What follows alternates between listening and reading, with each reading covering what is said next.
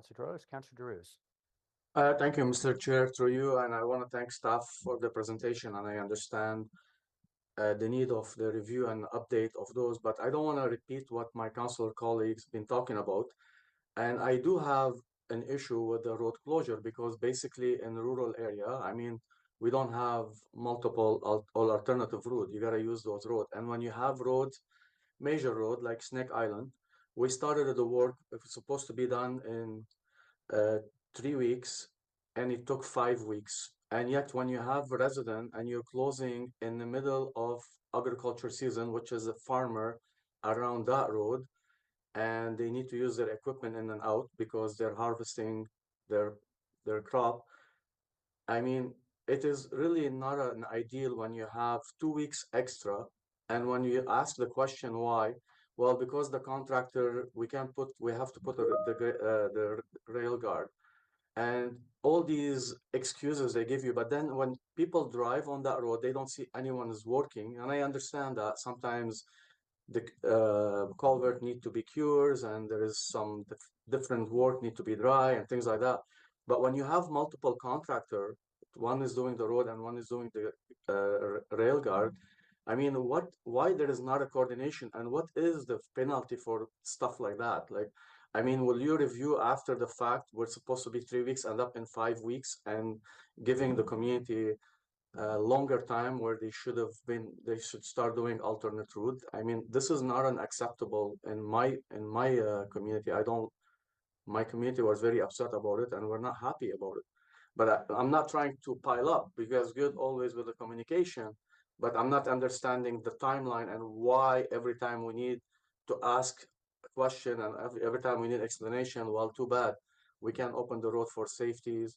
But don't they should coordinate all that ahead and making sure they have the right contractors and subcontracting to do all these roads? And what is the penalty for that? Thank you for the questions and the comments. Councillor Darouze, I heard about the issue on the project that you're mentioning.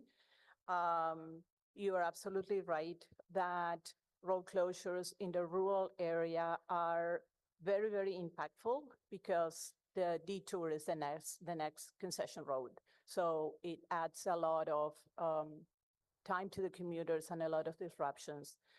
I have to apologize for that particular project that you're mentioning because I have to say that there was a gap and there was a lack of coordination. And I don't have a justification. It should have been done better.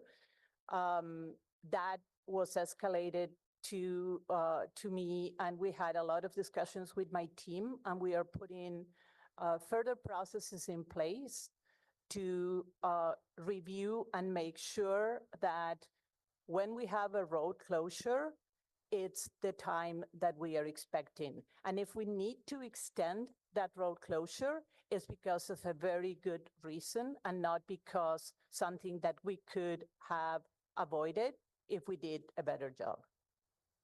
And I appreciate it, and thank you. I respect that there was always delay, but roads like Snake Islands, Bank Street, Stagecoach, those are core road, those are main road, and then they impact the commute every day for the resident.